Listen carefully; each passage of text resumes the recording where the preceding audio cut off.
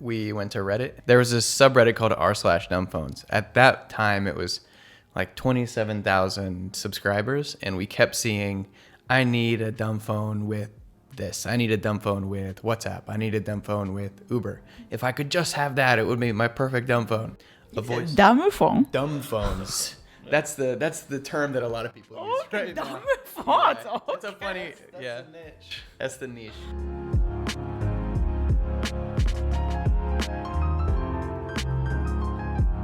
Austin and Brandon. Yeah, thank you so much for being here. How are you? Doing well, thank you. Could you please quick introduction? Yeah, so I'm Austin and this is Brennan. We co-founded a company called SLEKE. We make a minimal/dumb phone, and we started with one idea in early 2019. Just what would life be like, if we had the helpful portion of our phones without any of the added distractions. The full name of the show? Thank you. AI Founders Mindset. Yeah. Yeah, I found this myself. SLEKE. Only for icons, right? Only 4 icons. Phone call, chat, search, and what is this? This is our app drawer, and you can also scan QR codes I because see. you need that. Yes. And then also, let's see. Okay. Nice. Oh, cool. We could see the explanation by just yeah. only text. Here's, and then Austin just texted me. That appears on the home screen. New AI Founders Mindset. A couple years later, it came back and we found that no one is making a device that gives you all the functionality and utility and communication needs of a device without any added distractions. So we decided to take it upon ourselves to draw out a little example. We did some research and found that we started really in development 2 years ago, 2.5 years ago now. It was just an idea 6 years ago, but didn't really do much with it. So Yeah. we've been really in development for about 2.5 years. Yeah. The 6 years ago was like Austin said, oh, it would be cool if we had this, but because we were abroad, we couldn't because we needed apps to survive.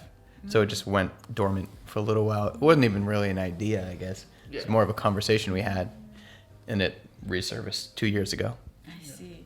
Okay, in these 6 years, did you join any accelerator? In the last 2 years, well, I guess it was a year ago now, we did the G Beta program through Generator. So it was all the mentorship, all the benefits of being in the Generator community without giving up any equity for money. So we got all of the help without any of the giving away the equity or getting money part, which at our stage, we didn't want to take any money on. We're bootstrapped up to this point. So for us, it was almost a better deal because we didn't want to take any money on at that time. Did you do demo day? It was a little bit different. Instead of demo day, it was ongoing conversations with groups of stakeholders, investors, potential customers. So it was an 8-week program, and starting in week 6, we started talking to like X amount of potential angels or VCs every week or day. I think it was like 2 days a week or something like that. They give you prepared to talk to different VCs or angels or just pitching in general. If you choose to go that route, we haven't gone that route yet. We're still bootstrapped up to this point, and revenue from selling for our beta. But I guess they just get you prepared for different options outside of what do you need to take money on. I see.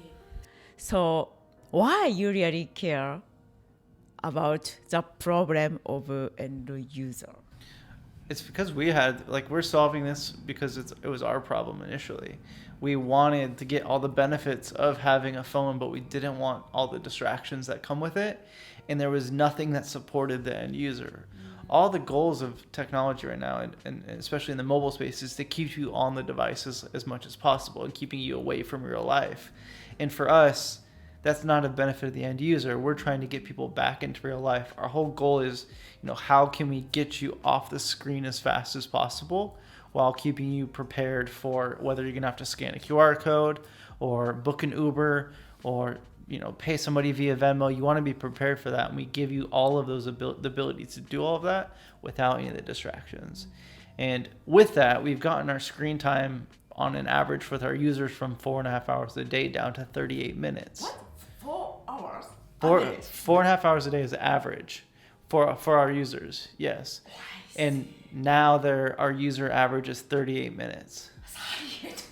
So it's one, being able to support them in what they need and getting them off the phone as fast as possible. When there's nothing pulling you back on or getting distracted by you go and you inherently complete that transaction very quickly, whether it's texting somebody or pulling up an address. You don't get pulled away to anything else on the phone. So how do you monetize? We're focused on distribution right now. So we want to make the price as accessible as possible for as many people as possible. So right now it's as simple as we load the operating system onto a phone and we just sell it one-time purchase. So someone buys the phone on our website right now for $444 and that's it. In the future, there are some tools which cost us money to run. So that's going to take a little bit of fee for other people to be able to use it to cover our expenses. But we really just want to say, like, in this era of subscription this, subscription that, take as much money from people as possible. We think there's a way where we can still make enough money to operate and survive and have a very transparent, very logical business model. But it's evolving. A lot of our users have said, like, they've chosen us over other companies because there is no subscription right now. So people are just burnt out of a subscription. They don't want to have to, once they buy their phone initially, they don't want to have to keep paying for anything if it's not giving them any sort of value add beyond what the basic functionality is. We don't like the idea of like limiting basic features that it should be given within the device. And we shouldn't be able to block that in any ways. So for us, thinking beyond what we offer now, how can we maybe provide additional benefits to specific groups that would want that? Another part of our revenue model eventually is going to be working with enterprises. And we're already working with one in the agriculture space. Agriculture space, okay. So we're working with a company there, and there's an opportunity eventually down the road to find ways to provide companies with their own private app store. So it's only the apps that they choose to use, make the phone a part of the workflow. So it just makes everything a very seamless transaction for the end user, where even in the back end, it might be going into 3 or 4 different apps to make things smooth. So we've had enterprises reach out. We've had the opportunity to possibly work with a healthcare system. We've had people from portions of the government reach out to us. We've had people from parents of kids reach out to us. So we have all these different groups reaching out to us wanting what we have, even though we are still early stage. So they're waiting to work with us because, one, they see a value add for them on how it works in their lives. So it's a little bit longer further down our roadmap, but right now it's just the main consumer is 25 to 35-year-olds. It's amazing. So in Japan, so I come from Japan, so many people use, especially maybe enterprise, they provide flip phone because of the same reason to provide a phone for employee, but they don't want to distract. That's why. Yeah, in US also same. Mm-hmm. US the same. A lot of them you do see people with 2 smartphones, and sometimes they'll have an MDM on their phone, and it gives them pretty good functionality, but it's still a pretty big technical burden for their technical team. And we want to be able to provide a solution for smaller and medium-sized companies that maybe don't have the bandwidth or can afford a whole technical team. So why not have something out of the box that will work for them?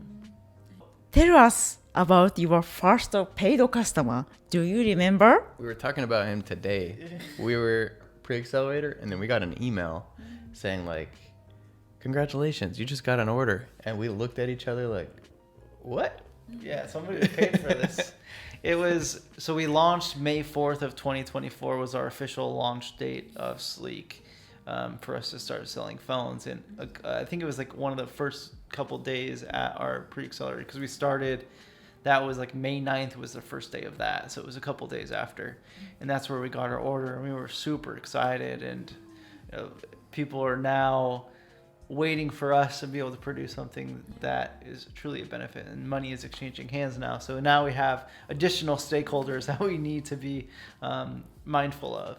I know many founders, they are good at build, but they cannot get paid customer because of sales activity is totally different, right? Yeah. So how did you reach out and get the customer and they paid? You got to know, where does your customer hang out?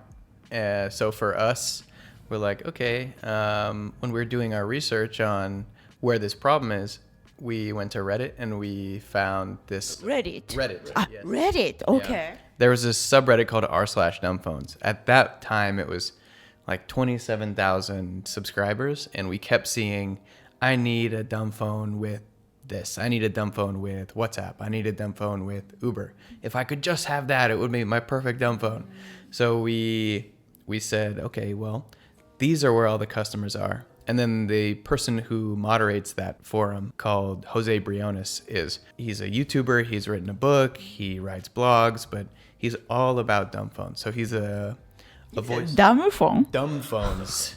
That's the term that a lot of people use right now. Dumb phones. Yeah, it's a funny, That's the niche. That's the niche. We don't really consider ourselves a dumb phone now at this point, but for the sake of where we're at and how people understand us, the word is dumb phone.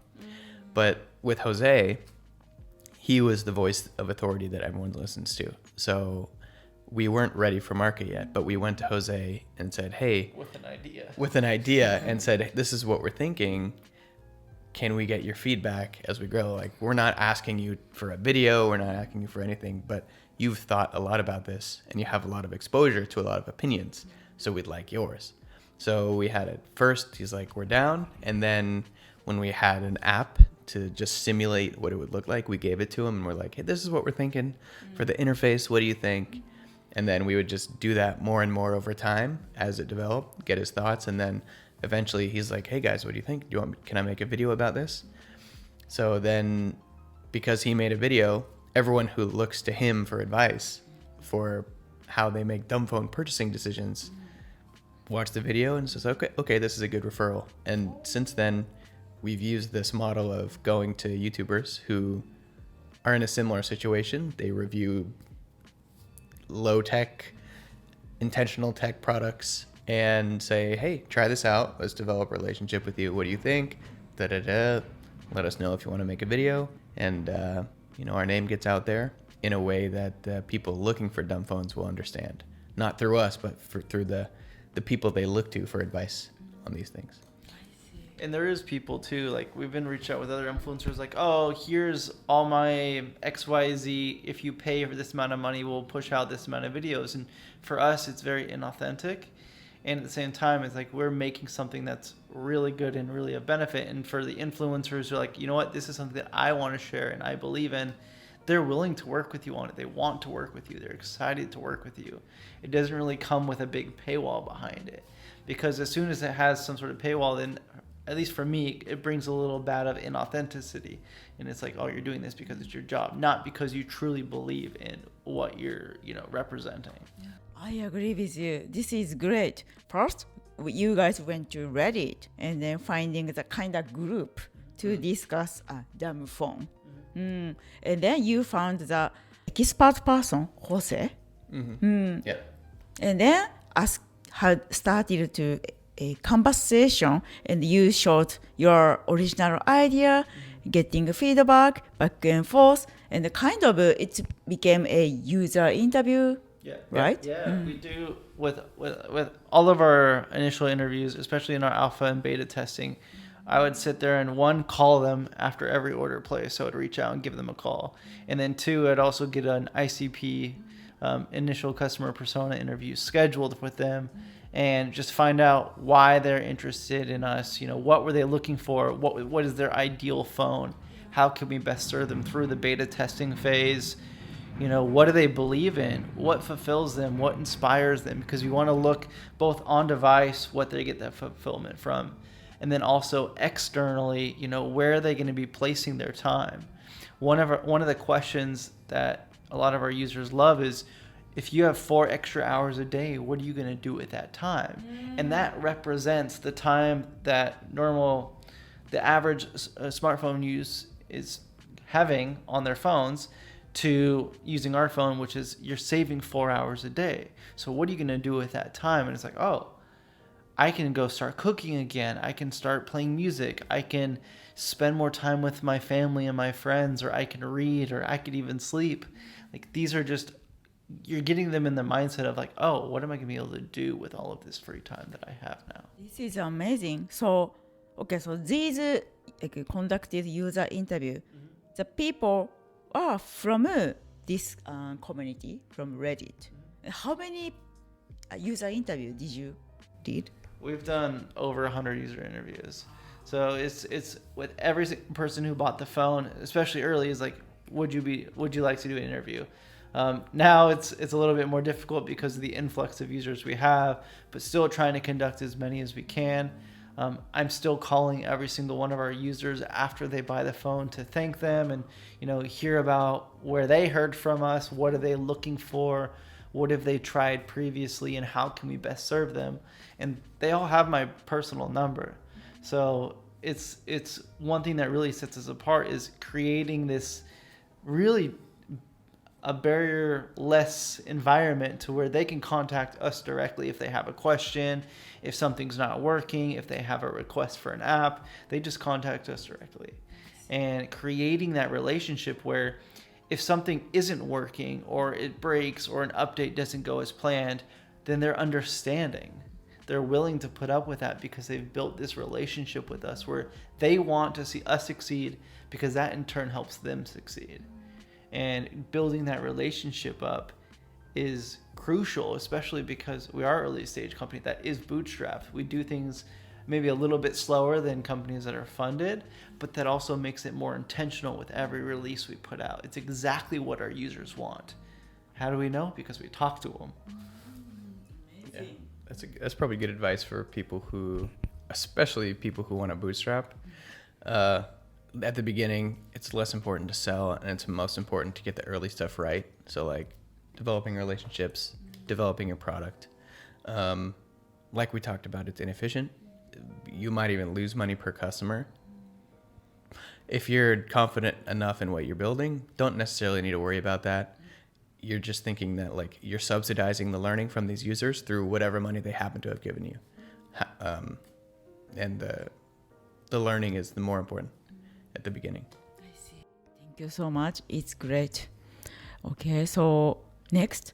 So we met at the Perplexity event, right? So could you please tell us the relationship with Perplexity? Yeah, so we use rewinding a little bit. So in these initial customer interviews, a lot of people would say, I need a browser, or I want a browser, and we wanted to understand why, and at the end of the day, we found out that they want information. That's what they want at the end of the day. They don't necessarily need a browser.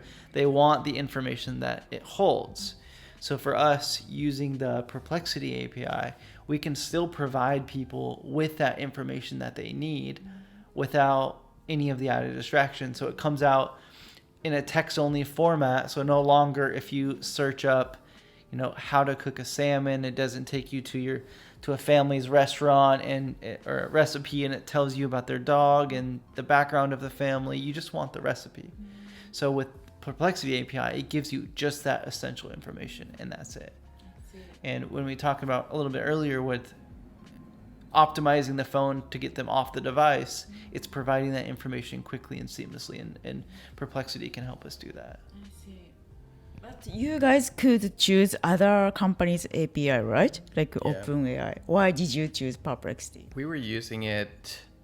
We were the first phone that we know of that was using just text-only web searches for their main browsing. This was before Gemini came out with their summaries. This was before, this was 22? So if you're not a super early adopter, but kind of on the back half of the adoption curve, that's where we were in the cycle of these types of products. So at that time, Perplexity was the only LLM that was used by consumers that was connected to the internet. And we didn't want like ChatGPT. The people wanted real-time web-based information. They didn't just want general information that at that time was only available through Perplexity. So we went in Perplexity, and over time, there's been a lot of convergence on web searches between the tools, but Perplexity, we still like their offering, and they get better, so we decided, why not stick with them? I see. Thank you. So, and also, I have a big question. So, I believe this is so unique idea and wonderful product. SLEKE is helping people who are like suffering like distraction by smartphone, and then kind of life changing because of every single day. If we could cut the, like waste of time, you know. In Japanese, we say, 塵も積もれば山になる. You know, one step, it became a huge mountain, right? It's amazing. So anyway, do you have any competitors? Yeah, it's a spectrum. If we go back to the problem we were trying to solve, at the end of the day, people want to spend less time on their phone and more time in real life. And different people have different needs, and they have different preferences for how they solve that problem. And because of that, there has been a range of products that pop up, from just a pure brick flip phone, like with physical 1 through 9 buttons. It calls and it texts and it doesn't do anything more. And then you can go all the way to just apps, like an app called Opal is a really famous one where you just set screen time limits. And then there's everything in between that gives you a little bit more, a little bit less, e-ink, physical keyboard. So we just have a very unique way of solving it. But people have started to copy us on some things, which is kind of honoring. We're honored that, that people have copied some features, but there are a few competitors. And at the end of the day, everyone in this space is trying to help the end user, and we're all, like Brendan said, going about it a bit differently, because for some people, they can survive with just calling a text. Some people they need more technology. They need, email on their phone. They need 2-factor authentication. For those who need a little bit more technology, but still want to be in an environment that supports them as a user. So, we're not saying, you can call them competitors, but at the same time, we're all trying to help the end user. And I think that's a cool industry to be in, when we're all trying to inherently help each other. So if you can say the kind of as a SLEKE superpower or specialty or strength than competitor, what do you want to say? I think our strength is just knowing exactly what our users want. We're not sitting there guessing. We talk with every single one of our users. We have a relationship with them, so we know what we need to build to get to the next level. Like we talked, we're still in pre-release right now and getting ready for full release, and we know exactly what we need to do to be able to get to that full release level. And it's just because we take the time to actually listen and talk to our users. And we also drive out the day of to go to an event at Perplexity, or Beeper is another company that we have integrated on our phone. We drove out from Reno for just a day trip for a couple hours. And we're willing to go and do these events just because they help us move ahead, and it helps us to build relationships and, cultivate an environment where, one, it gives us the ability to grow, and two, we're learning the right people and meeting the right people to help us grow and nourish our growth over time. Do you have any milestone in this next 1 year? So I know many potential clients are waiting for you. So I believe you have many cool milestones. Yeah, we have been through our alpha, through our beta, and every stage we've brought more and more people on, and every stage the phone has gotten better and more people like it. What we're in now, for the past few months, we've been in our pre-release, which is, some would call it an open beta. So it's open, it's for sale, it's ready to use, more or less very functional. but there are still some quirks, some features that are underdeveloped that need to work seamlessly for the average person. So this is the stage that we're in right now. We've been here for about 5 months. And then the next milestone is the full release. And the full release is coming soon. Refreshed look. In order to make those features feel better to use, it's coming with an updated look as well. So that's very exciting. We love to advertise people's experiences using the phone. So on the user side, if there's a person who has been interested in using a dumb phone and is also interested in like broadcasting their experiences, we'd love to talk to them. And then on the tech side, every feature of the phone. And we are Android based. So if there is someone that's interested in contributing to the project, either if they have experience perhaps with Chromium, because we have a relatively... What is Chromium? Chromium is like Google Chrome, but the open source version. Because we're a dumb phone, we can't give a web browser. But we need to give a way to people to access the internet, scan QR codes, open links, but in a way that just does that and doesn't do anything more. So we have a pretty different way of doing this right now, and it's always getting better. So if someone likes that challenge and they have experiences with browsers, we'd love some help. As well as if they're into back-end or system on the phone or front-end Kotlin development on the phone. Always open to talking to them. If you have ideas or you want to be able to work with us or just pick our brains, like feel free to reach out. We're happy to talk. I see. Thank you. So if our audience want to talk to you, so LinkedIn is the best place. What do you think? So LinkedIn's good. My name is Austin. Last name is Boer, Boer. Feel free to reach us out there or through Brennan Jordan. Our website, SLEKE, SLEKE.io. Feel free, we have a contact form as well, or just feel free to shoot me an email at austin@sleek.io. Happy to answer any questions. I see. Okay, thank you so much, Austin and Brandon. Yep. Thank you. Okay, bye-bye. The 3 key takeaways from the conversation with Austin and Brandon. 1. Solving their own problem. Building a dumb phone with smart essentials. Austin and Brandon created SLEKE out of their own need. They wanted a phone that kept the usual function like QR code, Ubers, WhatsApp, or payment, while cutting out endless distractions. Unlike smartphones designed to keep users hooked, SLEKE's mission is to get people off their phone quickly and back into real life. Their users reduce average screen time from 4.5 hours a day to just 38 minutes. 2. Bootstrapped growth through authentic communities.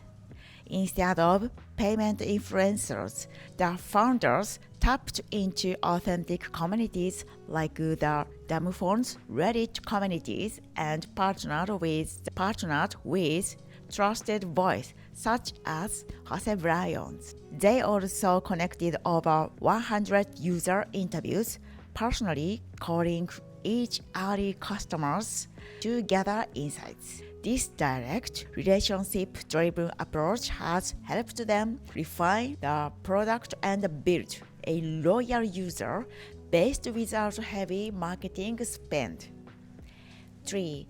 A transparent, non-subscription business model. SLEKE sells its phone a one-time purchase of $444, rejecting the endless subscription model most tech companies use, while future revenue may include enterprise partnership, example, agriculture, healthcare, private app stores. Their focus remains on accessibility, transparency, and user trust. customers are choosing SLEKE specifically because they value not being locked into ongoing fees. Okay, thank you so much for watching our episode today. We hope today's conversation will help your future and career. If you like it, please subscribe us and give you a like.